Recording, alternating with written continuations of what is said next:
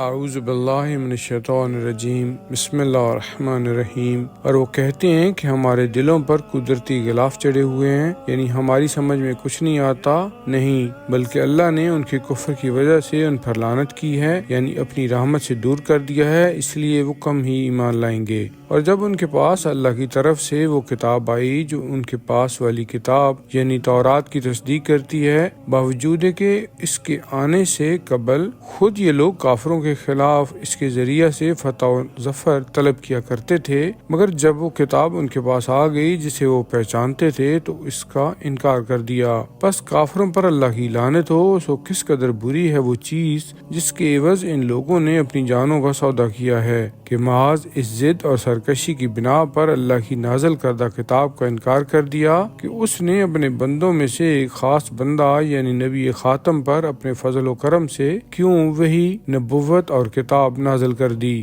بس وہ اس روش کے نتیجہ میں خدا کی غضب بالائے غضب کے سزاوار ہوئے اور کافروں کے لیے ذلت آمیز عذاب ہے۔ اور جب ان سے کہا جاتا ہے کہ جو قرآن اللہ نے نازل کیا ہے اس پر ایمان لاؤ، تو وہ کہتے ہیں کہ ہم اس پر تو ایمان رکھتے ہیں جو ہم یعنی بنی اسرائیل پر نازل کیا گیا ہے، مگر اس کے علاوہ جو کچھ قرآن انجیل وغیرہ ہے اس کا انکار کرتے ہیں، حالانکہ وہ حق ہے، اور جو ان کے پاس موجود ہے یعنی تورات اس کی بھی تصدیق کرتا ہے۔ اے رسول، آپ ان سے کہیے کہ اگر تم تورات پر ایمان رکھتے تھے، اس سے پہلے اگلے زمانہ میں اللہ کے نبیوں کو کیوں قتل کرتے رہے ہو؟ اور یقیناً موسیٰ تمہارے پاس کھلے ہوئے معجزے لے کر آئے، پھر بھی تم ایسے ظالم تھے کہ ان کی کوہ طور پر جانے کے بعد گوشالوں کو معبود بنا لیا۔ اور وہ وقت یاد کرو کہ جب ہم نے تم سے عہد و پیمان لیا اور تمہارے اوپر کوہ طور کو بلند کیا اور کہا تھا کہ جو کچھ ہم نے تمہیں دیا ہے اسے مضبوطی سے پکڑو اور جو کچھ اس میں ہے اسے غور سے سنو،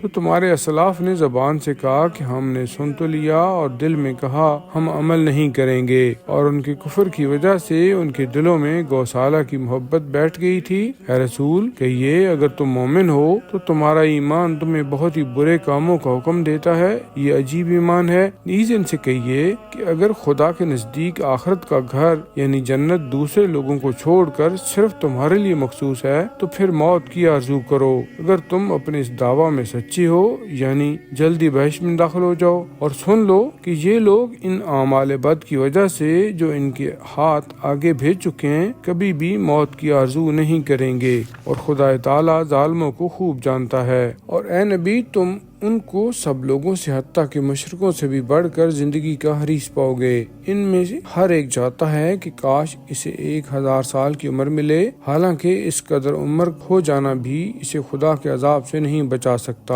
اور یہ لوگ جو کچھ کر رہے ہیں اللہ اسے خوب دیکھ رہا ہے۔ اے رسول کہہ دیجئے کہ جو شخص جبرائیل کا دشمن ہے ہوا کرے، اس نے تو وہ قرآن خدا کے حکم سے آپ کے دل میں اتارا ہے جو اپنے سے پہلے نازل شدہ کتابوں کی تصدیق کرتا ہے اور اہل ایمان کے لیے ہدایت اور کامیابی کی بشارت ہے۔ جو کوئی اللہ، اس کے فرشتوں، اس کے رسولوں اور خاص کر جبرائیل اور میکائیل کا دشمن ہو تو بے شک اللہ بھی کافروں کا دشمن ہے۔ اے رسول، بالیقین ہم نے تمہاری طرف واضح آیتیں نازل کی ہیں اور ان کا انکار نہیں کرتے مگر وہی جو فاسق یعنی نافرمان ہیں۔ اور کیا ہمیشہ ایسا نہیں ہوا کہ جب بھی انہوں یعنی یہود نے کوئی عہد کیا تو انہی کے ایک گروہ نے اسے پس پش ڈال دیا یعنی توڑ دیا، بلکہ ان میں سے اکثر بے ایمان ہیں۔